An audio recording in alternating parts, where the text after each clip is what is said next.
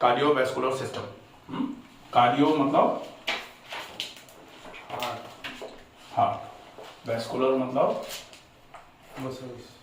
Vessels. Cardio मतलब होता है हार्ट और ये होती हैं वेसल्स, जिनमें दो टाइप की वेसल्स होती हैं। कौन सी? एक तो आर्टरीज और दूसरी वेन्स। तो आर्टरीज एंड वेन्स। हमें सबसे पहले कार्डियोवैस्कुलर पढ़ना है। कार्डियोवैस्कुलर की जरूरत क्या है बॉडी में? अगर मान लो कार्डियोवैस्कुलर सिस्टम नहीं हो तो क्या होगा? सर्कुलेशन नहीं होगा तो क्या होगा? बॉडी शरीर जब बनाया गया तब सबसे ज्यादा जरूरी क्या था कि शरीर से काम लिया जाएगा। जैसे गाड़ी बनाई जाए, गाड़ी चले, इसके लिए गाड़ी में फ्यूल की जरूरत पड़ेगी।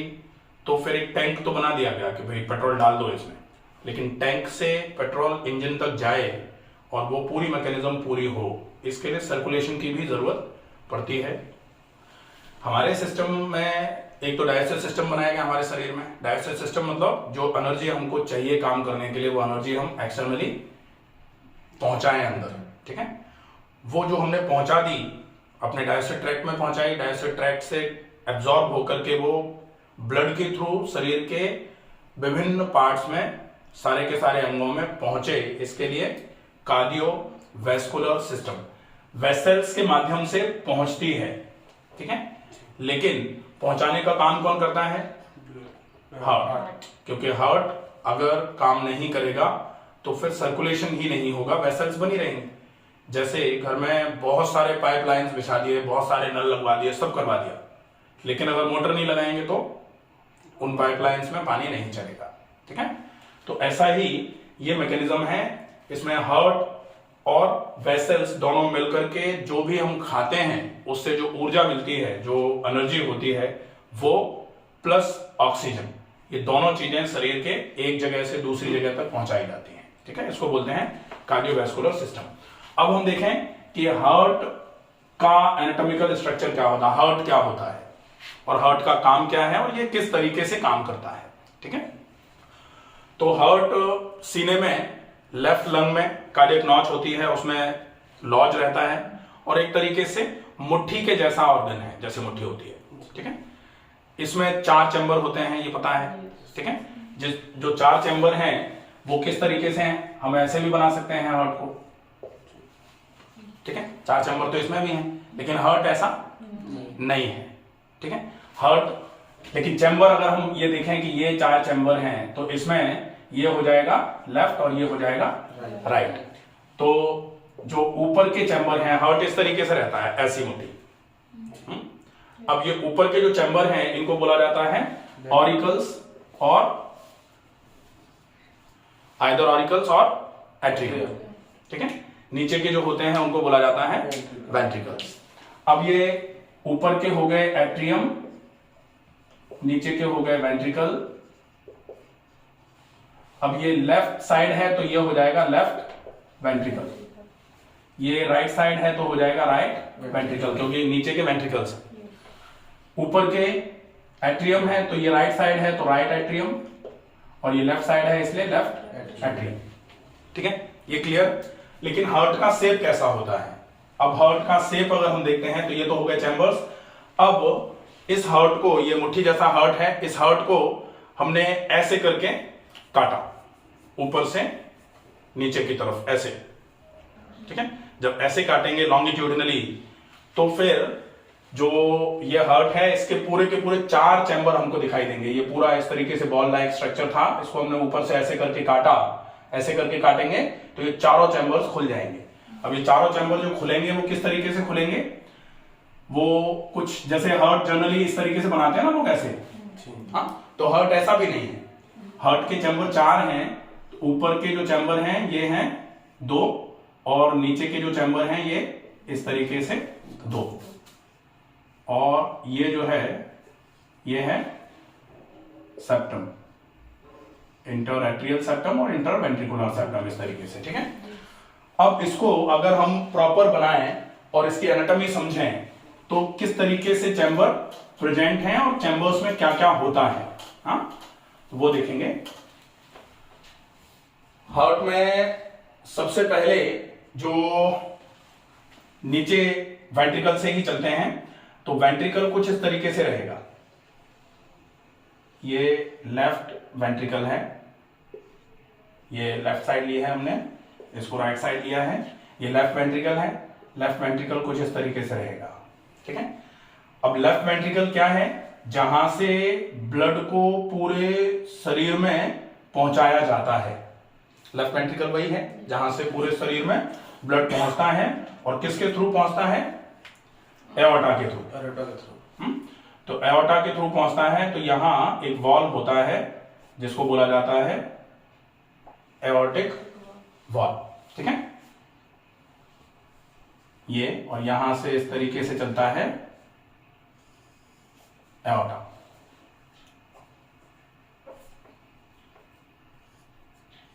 ठीक है, ये आर्च ऑफ एओर्टा होता है, और यहां से हार्ट से नीचे होते हुए यहां से एब्डोमिनल एओर्टा चालू हो जाता है। इसी तरीके से है, ठीक है।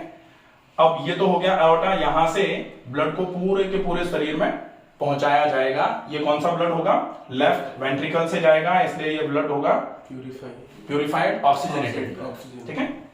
अब इसमें ब्लड आ कहां से रहा है, लेफ्ट एट्रियम से। तो लेफ्ट एट्रियम जो है वो कुछ इस तरीके का चैम्बर होता है ये, और लेफ्ट एट्रियम और लेफ्ट वेंट्रिकल के बीच में वॉल्व होता है जिसको बोला जाता है एट्रियोवेंट्रिकुलर वॉल्व्स और मिट्रल वॉल्व्स और बाइकस्पिड वॉल्व्स। एट्रियोवेंट्रिकुलर क्यों बोल रहे हैं, क्योंकि ये एट्रियम है, ये वेंट्रिकल है, तो एट्रियोवेंट्रिकुलर वॉल्व, एट्रियम से जो ब्लड को नीचे की तरफ लेके आ रहा है वो हो गया एट्रियोवेंट्रिकुलर। बाइकस्पिड क्यों बोला जा रहा है, क्योंकि इसमें दो ही कस्प हैं। कस्प का मतलब ये अगर जैसे ऐसा मान लेते हैं, ये इस तरीके से है, एक एट्रियम है, एक वेंट्रिकल है, इसके बीच में एक द्वार है, और ये इस तरीके से जो खुलेगा गोल गोल। अब इसको ऐसे, ये दो कस्प हैं इसमें, एक कस्प ये है ऊपर वाला और एक कस्प ये है नीचे वाला, ये, ठीक है। अब ये वॉल्व जो है ना, इस तरीके से ये वॉल्व जो है ना ऐसे हैं, दो कस्प, ठीक है। ये एट्रियम है इसके ऊपर का, और ये कस्प है, ठीक है। इसको बोला जाएगा एट्रियोवेंट्रिकुलर वॉल्व या मिट्रल वॉल्व, ठीक है, या बाइकस्पिड। बाइकस्पिड का मतलब जिसमें दो कस्प होते हैं, और ये वॉल्व जब इस तरीके से खुलता है तो एट्रियम का ब्लड वेंट्रिकल में नीचे की तरफ चला जाता है, ठीक है। ये क्लियर है, तो ये हो जाएगा एट्रियोवेंट्रिकुलर वॉल्व। अब एट्रियोवेंट्रिकुलर वॉल्व इस तरीके से खुला, ये खुला, जैसे ही एट्रियोवेंट्रिकुलर वॉल्व खुला, यहां से ब्लड जो है वो ऐसे करके एट्रियम से वेंट्रिकल पे आया। अब जैसे ही ब्लड यहां आया, यहां ब्लड भरा ऐसे, ब्लड पूरे में भरा। अब जैसे ही भरेगा तो फिर वेंट्रिकल को कॉन्ट्रैक्ट होना है, वेंट्रिकल कॉन्ट्रैक्ट होगा, वेंट्रिकल कॉन्ट्रैक्ट होगा, तब ये पूरा का पूरा ब्लड जो है वो जाना चाहिए एओर्टा में। लेकिन अगर ये जो वॉल्व्स हैं, एट्रियोवेंट्रिकुलर वॉल्व्स, बाइकस्पिड वॉल्व्स, अगर ये ऐसे खुले और कहीं ये इस तरीके से ऊपर की तरफ, जैसे ही यहां से प्रेशर पड़ेगा, क्योंकि ये जो कॉन्ट्रैक्शन है ये कैसा होता है, इनवर्ड अपवर्ड, नीचे से ऊपर की तरफ और बाहर से अंदर की तरफ, ये इस तरीके से कॉन्ट्रैक्ट होगा ऐसे। और जब ये ऐसे करके कॉन्ट्रैक्ट होगा तो ये पूरे के पूरे ब्लड को ऊपर की तरफ ले जाएगा। अब ऊपर की तरफ ले जाएगा तो ब्लड यहां ही जाना चाहिए था, ऐसे करके। ये वॉल्व अगर दोबारा ऊपर की तरफ ऐसे करके खुल जाते तो ब्लड फिर से एट्रियम में भी घुसता, लेकिन ऐसा नहीं होता। ये क्यों नहीं होता, क्योंकि ये जो वॉल्व्स होते हैं, इन वॉल्व्स में, ये जो वॉल्व्स हैं, इन वॉल्व्स में पैपिलरी मसल्स लगी रहती हैं, और वो पैपिलरी मसल्स जो हैं वो वॉल्व को ऊपर की तरफ खुलने से रोकती हैं। वॉल्व केवल नीचे की तरफ खुलेगा, ये जो वॉल्व है, अब यहां से इस तरीके से ऐसे करके ये मसल्स होती हैं,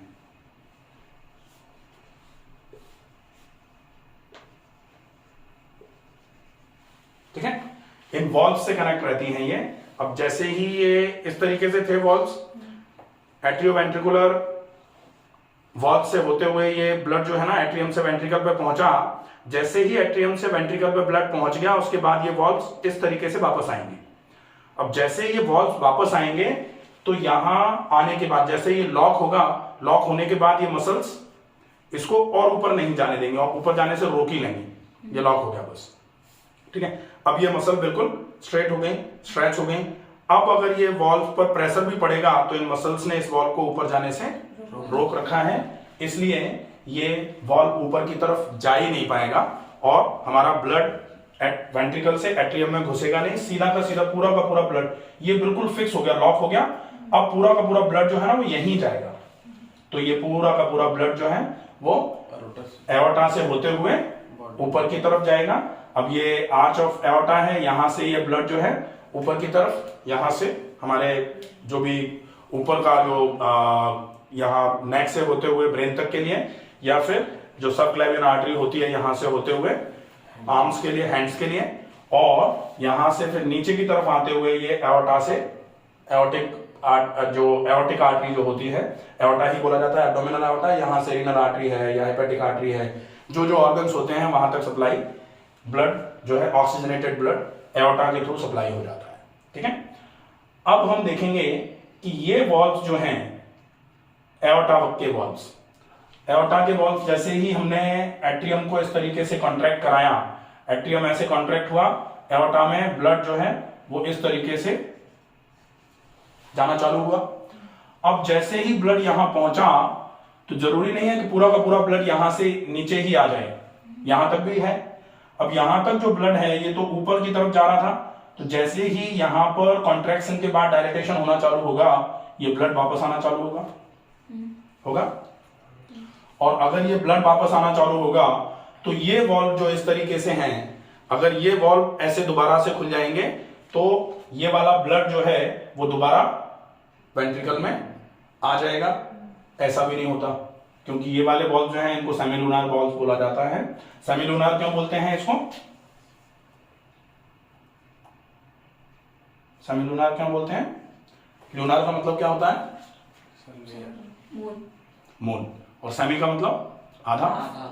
तो हाफ मून के जैसे ही ये, जैसे ये गोल है तो इस गोल को आधे से काट दिया जाए, ठीक है, तो इसको बोला जाएगा आधे मून के जैसे दो कपाट हैं और दोनों कपाट मिलकर के इस पूरे के पूरे वेसल के मुंह को ढक ले रहे हैं, ठीक है। अब ये हैं ऐसे हैं, तो जैसे ही ब्लड यहां से ऊपर की तरफ गया वो वॉल्व इस तरीके से खुले, ऐसे खुले, और जैसे ही ब्लड पूरा पहुंचा यहां पर कॉन्ट्रैक्शन रुका, रिलैक्सेशन होना चालू हुआ, तो ये वॉल्व इस तरीके से बंद हो जाएंगे।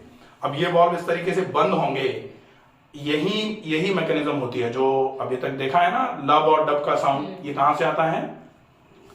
लब का साउंड आता है जब ये वाले वॉल्व्स इस तरीके से, ये जो है ये जैसे ये माने हैं कि ये एट्रियम है ऊपर, ठीक है, और नीचे वेंट्रिकल है।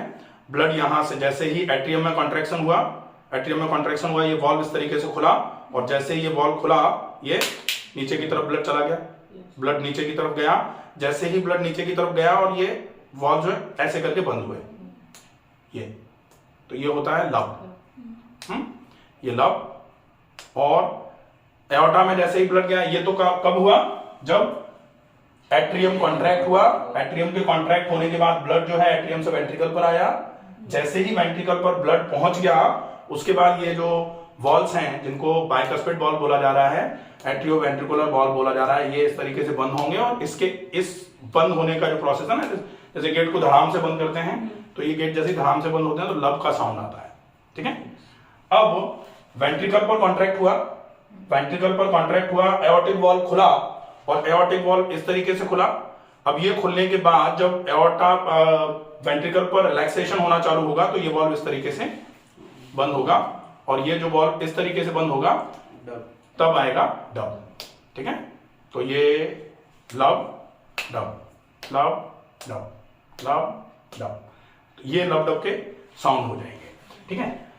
अब इसमें जो सबसे ज्यादा जरूरी पार्ट है जो देखना है वो ये है कि वेंट्रिकल जो होता है, जो प्रॉब्लम है वो कैसी है। वेंट्रिकल सबसे ज्यादा मजबूत होना चाहिए, क्योंकि यही वो पार्ट है, यही वो चैम्बर है जहां से पूरे शरीर में हार्ट को पहुंचाया जा रहा है। तो इसकी मजबूती का ध्यान रखना पड़ेगा हमें। अब इसकी मजबूती जो है, ये जो वॉल्स होती हैं,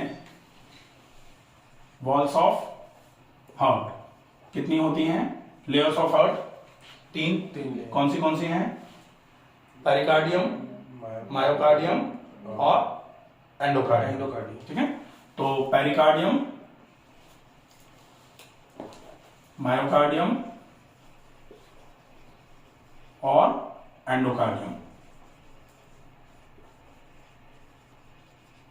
ठीक है, अब ये जो पेरिकार्डियम है, ये पेरिकार्डियल लेयर जो होती है, इसने तो पूरे हार्ट को पेरिफेरी से कवर कर रखा है। अभी अपना लेफ्ट साइड बनाना बाकी है, राइट साइड बनाना बाकी है। हाँ, पेरिकार्डियम हो गया। पेरिकार्डियम के बाद जो ये लेयर होती है इसको बोलते हैं मस्कुलर लेयर, और ये मस्कुलर लेयर जो है ये बहुत थिक होती है वेंट्रिकल पर। अपन और थिक बना लेते हैं ताकि बिल्कुल समझ में आ जाए अच्छे से। ये वेंट्रिकल के चारों तरफ ये लेयर इस तरीके से मोटी होती है।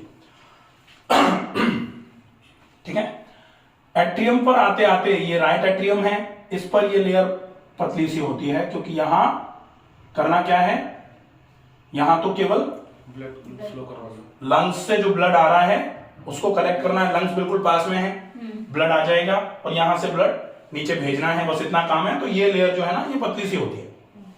जैसे घर में जो बहुत काम करता है उसको बहुत खिलाते हो, घी भी खिलाते हो, दही भी खिलाते हो, सब कुछ खिला रहे हैं। लेकिन घर में जो कम काम करता है वो अगर कम खाता है तो भी चल जाता है। ठीक वैसे ही यहाँ कि इसका काम बहुत ज्यादा हैवी नहीं है, इसलिए यहां पर लेयर जो है ना, मायोकार्डियल लेयर, वो थोड़ी वीक होती है। थोड़ी वीक नहीं मतलब पतली होती है, यहां बहुत मोटी होती है। अब देखते हैं हम कि जो ये तो हो गया लेफ्ट वेंट्रिकल, अब आती है बारी राइट वेंट्रिकल की। तो राइट वेंट्रिकल कुछ इस तरीके से यहां से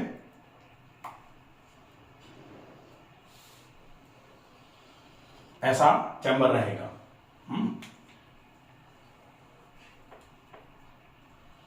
ऐसा, ठीक है। अब राइट वेंट्रिकल पर भी क्या है, राइट वेंट्रिकल क्यों है, क्योंकि राइट वेंट्रिकल को ब्लड को, पूरे के पूरे ब्लड को दोबारा लंग्स में भेजना होता है प्यूरिफिकेशन के लिए। अब ये भी समझ में आएगा कि लंग्स में ये कहां से भेजता है, क्योंकि यहां से एक चैम्बर और होता है जिसको बोला जाता है राइट एट्रियम। राइट एट्रियम जो है वो होता है, और ये राइट वेंट्रिकल। राइट एट्रियम में ब्लड कहां से आ रहा है, लंग्स। हाँ, राइट एट्रियम में ब्लड कहां से आएगा, पूरी बॉडी से आएगा। पूरी बॉडी से आएगा, क्योंकि राइट एट्रियम में ब्लड कौन सा आएगा, इम्प्योर ब्लड, हाँ, डीऑक्सीजनेटेड ब्लड। तो deoxygenated blood from inferior vena cava, deoxygenated blood from superior vena cava, दोनों के दोनों राइट एट्रियम में ओपन हुए। पूरा ब्लड यहां से ऐसे आया, यहां से ऐसे आया। अब ये ब्लड जो है ये इन वॉल्स के माध्यम से, इन वॉल्स को क्या बोला जाएगा, ट्राइकस्पिड वॉल्व। यहां 3 कस्प होते हैं, जैसे यहां बाइकस्पिड वॉल्व थे, यहां ट्राइकस्पिड वॉल्व्स हैं। यहां 3 कस्प होंगे, 3 कस्प होंगे, इसलिए बोला जा रहा है ट्राइकस्पिड वॉल्व्स और एट्रियो वेंट्रिकुलर वॉल्व्स। ठीक है, ये यहां से ब्लड पूरा का पूरा ऐसे होते हुए राइट एट्रियम से राइट वेंट्रिकल पर आया। अब राइट वेंट्रिकल से ब्लड जो है वो कौन सा ब्लड है, ये डीऑक्सीजनेटेड ब्लड है। तो डीऑक्सीजनेटेड ब्लड है तो राइट वेंट्रिकल से इस ब्लड को कहां जाना है, राइट एट्रियम में, राइट एट्रियम में, राइट, यहां राइट वेंट्रिकल से इस ब्लड को कहां जाना चाहिए, सर लेफ्ट एट्रियम में। राइट वेंट्रिकल से कहां जाएगा, पर्पस क्या है इस ब्लड का, ये इम्प्योर ब्लड है, ये प्यूरिफिकेशन के लिए, ऑक्सीजनेशन के लिए कहां जाएगा, लंग्स में जाएगा।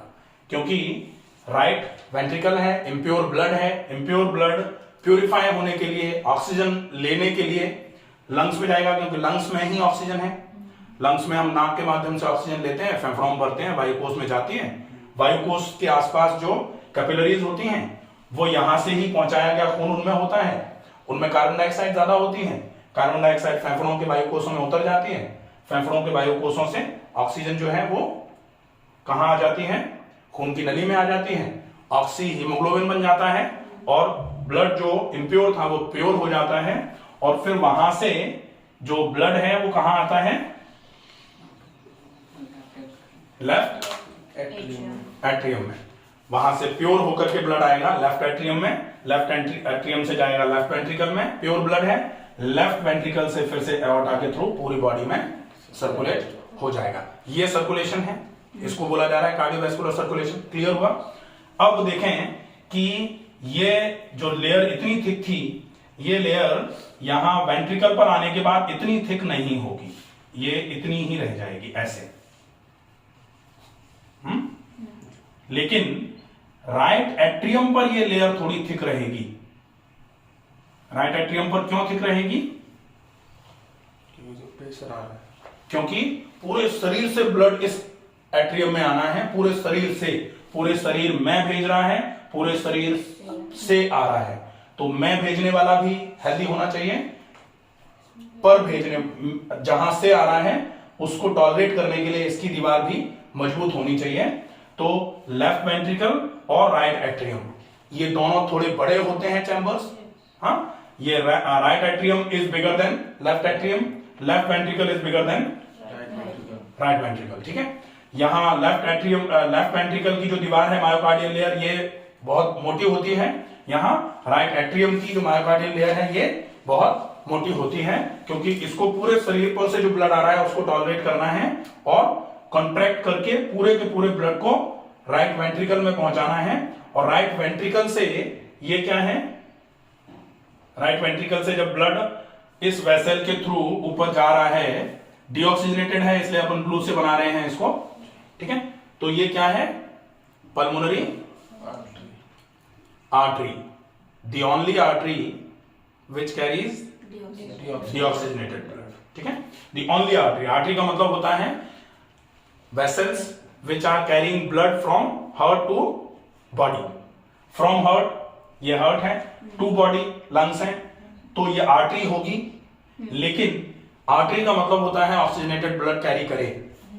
ये ऑक्सीजनेटेड ब्लड कैरी नहीं कर रही है।